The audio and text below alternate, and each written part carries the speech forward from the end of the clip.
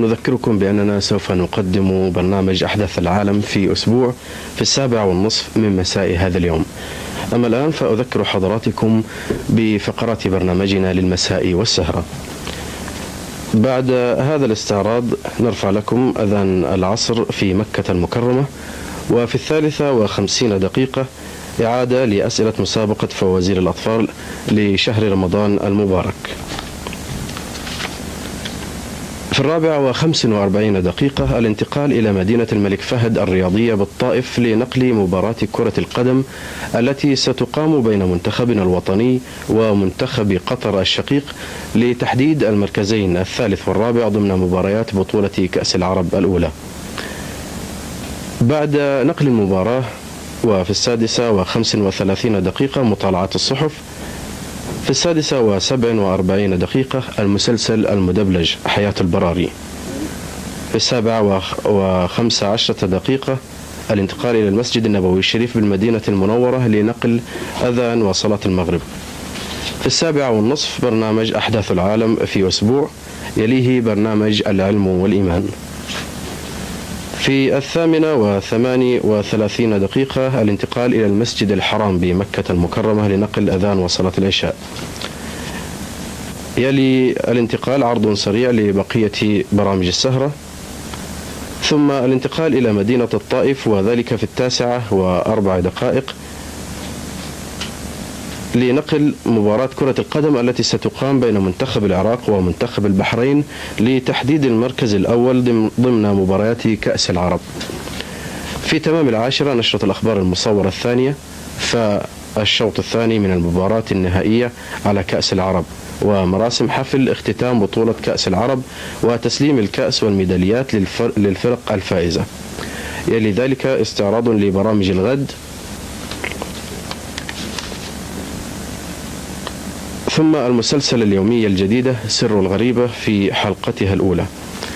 يلي المسلسل اليومية الجديدة نشرة الأخبار المصورة الثالثة في القرآن الكريم، ثم يعلن السلام الملكي ختام الإرسال. أما الآن مشاهدينا الكرام نبقى مع برنامج قف. المغاربة في ماكنزو بغينا نقول لكم مساء النور، مساء الخير، مساء الورد، مساء الياسمين، مساء النور يا مغاربة. MBC 5 كتقدم لكم مشاهدينا الكرام جات الوقيته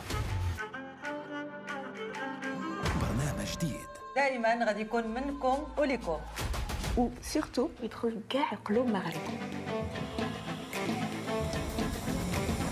مساء النور يا مغرب. رحبوا جميع معانا ضيف ديالنا. ضيفة اليوم هي غيكونوا معنا ضيوف كبار غادي مزيان لا هي هذيك نعطيك الصحة.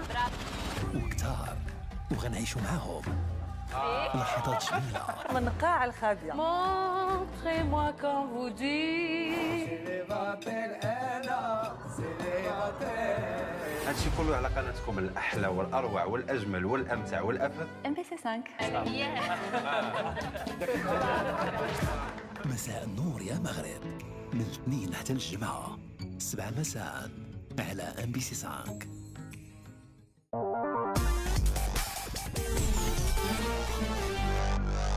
بعد قليل نوافي أحبائنا الصغار بالحلقة الرابعة من المسلسل اليومي المدبلج سبورت بيلي، ثم برنامج افتح سمسم في 35